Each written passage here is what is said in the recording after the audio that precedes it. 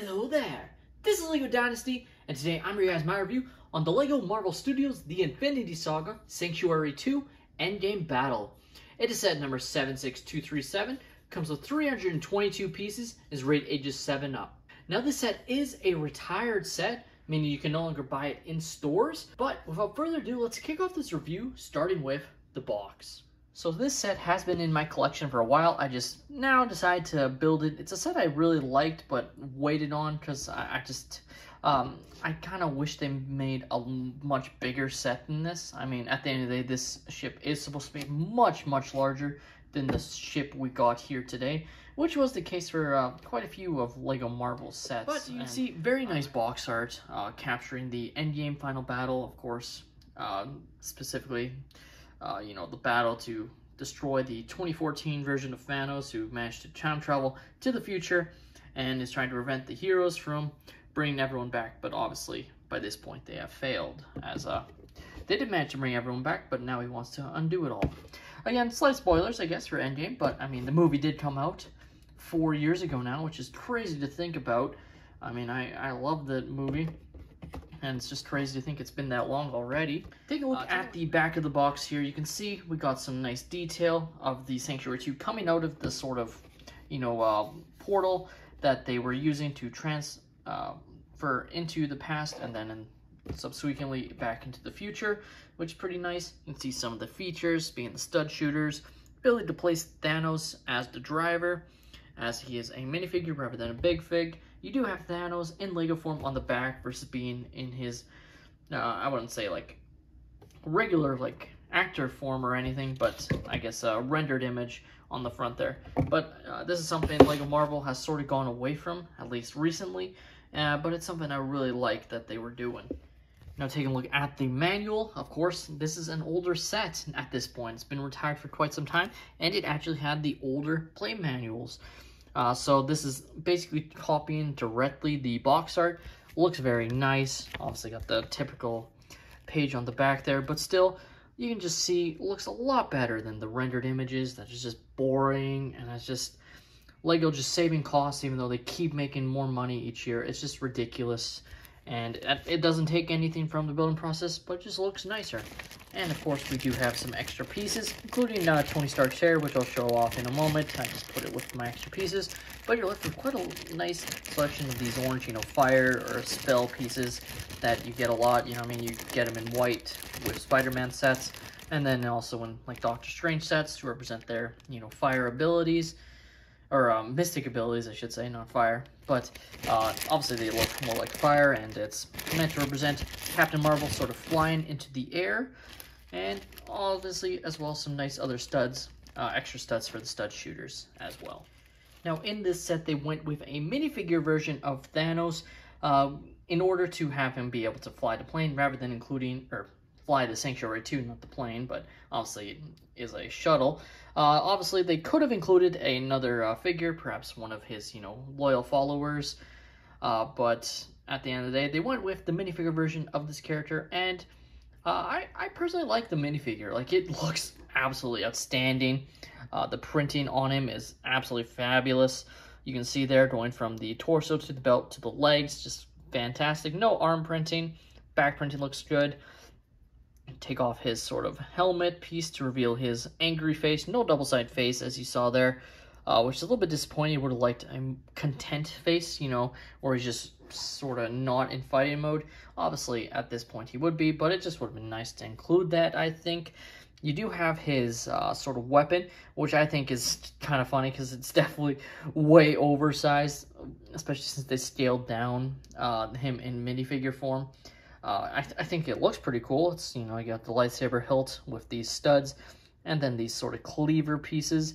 And it definitely is a cool weapon, but it just looks way too big for him because he's meant to be, like, way bigger, especially if they opted to include him as a big fig instead. So, it'll be personal preference if you would have preferred a big fig. I think, like, I'm 50-50 because I think this is absolutely outstanding minifigure. And they've obviously included these sort of minifigures in like little Lego mechs. So they didn't have to include him in this.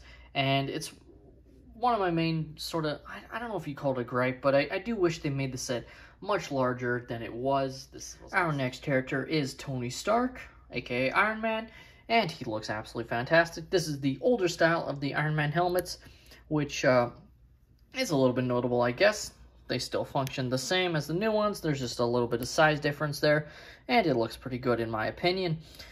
You do have the very nice torso to the belt to the leg printing. Again, no arm printing, which for such a cheap set, I guess makes sense. Though it would have been nice to include that, of course. And you do have the nice back printing. Now, like I was showing, he does have his sort of human face, but he also has his holographic, HUD display face. And as I showed with the extra pieces, you do get a hairpiece for Tony Stark, which when you place him on, looks like that. So very nice. Glad they included the hairpiece, especially since he does obviously use the nanotech to dissipate his helmet quite often during the final battle. And finally, we have Captain Marvel. And I gotta say, she also came out pretty darn good, I gotta say. You just move those down. Now, a little bit disappointing, no arm or leg printing on this character. So it's still a decent minifigure, but it's compared to Thanos and Iron Man, not definitely the third best minifigure included. The back printing though is pretty darn good, I gotta say, and I do think the hairpiece is an interesting choice, showing off the back face print, which looks fine for just being a bit more smiley. I feel like this is too blonde for what it was, but if you like, that's just a personal preference thing. If you're sticking for accuracy, you probably don't care too much, but I definitely feel like this hair color is a bit jarring. I feel like it was a little bit more of a dirty blonde than what we saw here. And as you can see, you also get these things to represent her power blast to use on Thanos. Taking a look at this nice little side build, you have the Infinity Gauntlet. Obviously, does not have any like printed elements to represent the crystals, which is one thing I just think would have been absolutely outstanding. But it works okay to represent the gauntlet, with them obviously fighting for it. And it's just on the ground as Thanos is trying to get it. Of course, it would have been really outstanding if they did do it as the red gauntlet with the crystals all on it. It'd be with red streaks and the gold mixed in with, the green, blue, purple, red, and all the colors of the Infinity Stones, essentially, that they had acquired. I just think that would have been really cool, and I hope to see that one day. Now, taking a look at the Sanctuary 2, as you can see, it's definitely a very small set, much scaled down from what we see in the film, which has its pluses and drawbacks. As a strict playset, I think it works okay. It's definitely, I do hope LEGO will revisit the Sanctuary 2 as a full, larger set down the line, make it really massive with a bunch of figures from Endgame. Yeah, but as a strict little playset, I think this set works quite well. You obviously have the typical stud shooters. I won't fire them all off just because I don't want to lose all these studs. But basically on these little, sort of push mechanisms, you can fire it, as you can see, and then you can place it back like so, and you're ready to blast again. That's why they give you so many extra studs in your extra pieces to basically use, especially since you can lose the pieces quite easily. And I'm sure kids absolutely will love that feature. The other main feature of the set is the ability to place Thanos in the pilot seat. So you just have to take off his sort of cleaver weapon, and then you can fit him inside. Just like that, as you can see, and he is in control of the ship. And he can fly to attack Iron Man and Captain Marvel. Of course, we all saw what happened to the ship in the film.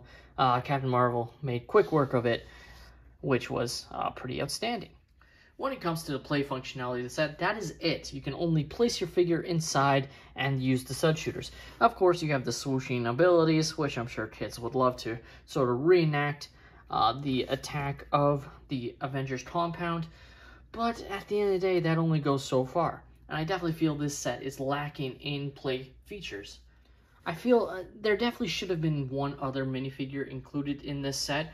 Perhaps just to make it an even fight in a sense. You would have Iron Man versus Thanos, and then Captain Marvel versus one of the other characters, perhaps Proxima Midnight. I've included at least one of the other members of Thanos, of the children of Thanos, that he had, fighting alongside him.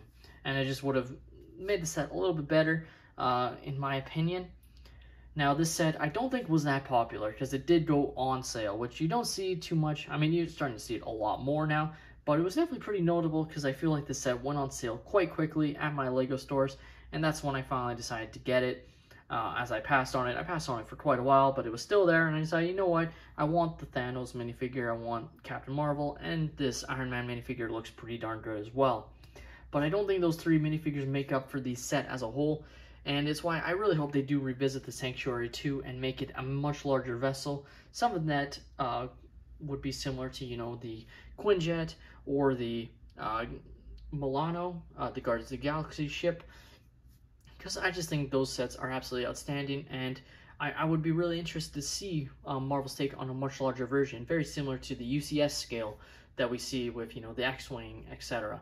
I just think that this set definitely is one that they could do, and it doesn't even have to have much of an interior, but I just think it would really capture this look and scale of the ship compared to other minifigures if they upscaled it, significantly. You add an extra, say, 1,200 pieces, make it a 1,500 piece set essentially, and then have all the characters included, like a big figure Thanos, Iron Man, Captain Marvel, and then name any of the other characters that participate in the Endgame Battle, and I think you have a hell of a set there.